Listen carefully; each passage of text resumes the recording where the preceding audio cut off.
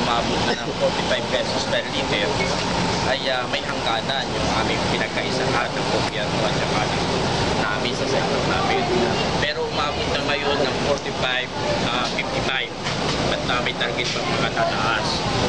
At ginagawa namin to dahil nakita naman natin na kami naman ay hindi nagbibigay sa mga pasahero. Palagi ko maunawaan kami ng pasahero dahil nakapag-rollback na nga kami ng provisional rollback ng 50 centavos no, na agaran. Kaya dito ay umabot na ng 45 pesos to 55 centavos. Ay palagi ko wala nang dahilan din ang pasahero para kami ay hindi sila sumangayon. At nakikita naman natin na kung nagkaroon nga ng mga sakuna, kaya alam natin na mas lalong nasa kuna yung aming mga kasapi dahil binaha yung kanilang mga sasakyan at hanggang ngayon ginagawa pa yung mga makina. Kung may nagawa lang sa ang ating pamahalaan doon sa mga pinangako sa amin, ay palagay ko walang magiging pagtaas ng pamasahe.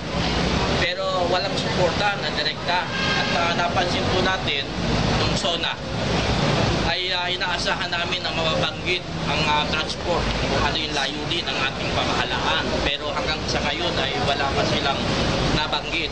Paano magkakaroon ng pagbanggit ang ating Pangulo sa SONA samantalang wala namang plataforma ang DOTC, ang LTFRB at saka ang LTO para sa hanay ng transportasyon. Kaya ngayon ay binigay sa aming kapangyarihan mismo ng LTFRB na pagka nagkaroon ng pagtaas ng presyo ng langis ay may right kami na mag-file ng petition ng per increase. Hanggang ito ay hinihiringan ay ibigay muna yung provisional rollback para naman may win-win solution tayo. Dahil lang DOTC at saka ang LTFRB wala namang pattern o plano. Dapat magkaroon ng standard dyan katulad ng sinasabi ko nung araw pa. Kapag tumaas ng 5 piso, ay itaas ka agad ng 50 centavos. Kapag nag-rollback naman ng 5 pesos, i-rollback agad yung pamasahe ng 50 pesos para lumalabas ay win-win solution. Pero hindi naman ginagawa ng ating pamahalaan tulog. Hanggang ngayon natutulog ang ating pamahalaan at halos walang ginagawa na tinatawag na pamamaraan para proteksyonan. At dito ay nananawagan pa rin kami sa ating Pangulo. Dahil ilang beses na kami nagkaroon ng mga meeting dito sa tinatawag natin na Board of Energy na inaasahan ng ating bayan na pag nagkakaroon ng pagtaas ng presyo ng langis, ang susugabay, ang magbabantay ay yung tinatawag na Board of Energy. Pero yung Board of Energy ay wala man lamang kapangyarihan. Walang kapangyarihan para proteksyonan ang taong bayan sa pamamagitan ng Order Regulation Law.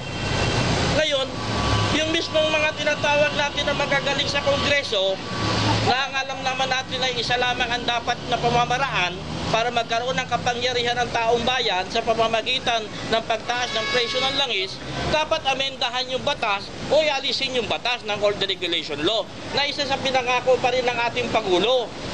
Pero hanggang ngayon, wala pa rin ginagawa ang ating Pangulo kung sa ganyang pinangako niya na pag-aaralan daw yung Order Regulation Law. Ay ang dami-dami mga sip-sip sa ating Pangulo doon sa Kongreso. Inuuna pa yung mga iba na mga hindi naman makatarungan at hindi pansambayan ng Pilipino, hindi pantaong bayan, ayun ang mga inuuna nila na ginagawang mga batas. Pero yung tinatawag na Order Regulation Law, kahit na kami mag-strike sa gitna ng kalsada, kahit na kami iuntog namin ang ulo namin sa gitna ng mga pader, wala pa rin mangyayari sa pamamagitan na hanggang nandyan ang Order Regulation Law.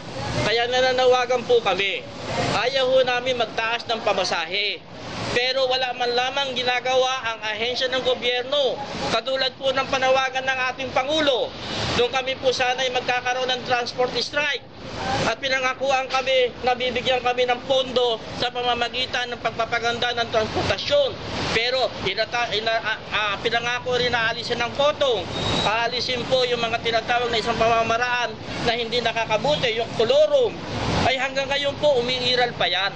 Kaya lumalabas po ngayon, kaya wala namang ginagawa ang ating Pangulo, wala namang ginagawa ang ating ahensya, at bilang ang ibinigay lamang sa amin ay right na pag nagkaroon ng pagtaas ng presyo ng langis, kami mag-file ng petition ng per increase. At alam din po naman ng taong bayan na kapag nagkaroon naman po ng rollback, kusang loob po naman namin ibinababayan. Kaya unawain po sana kami ng taong bayan dito sa pagpapile po namin ng petition ay ito po ay bakil win-win solution lamang tayo dahil hindi po tayo bibigyan ng pagkakataon ng ating pamahalaan para gumanda ang ating buhay. Tayo na po ang magsakripisyo. Dito po sa buhay namin sa transport, kami po ay biktima pa eh. Dahil ang sumasakay po sa mga jeep ay karamihan po dyan ay walang hanap buhay. Ang karamihan po dyan estudyante. Ang karaniwan po dyan ay mga tambay-tambay.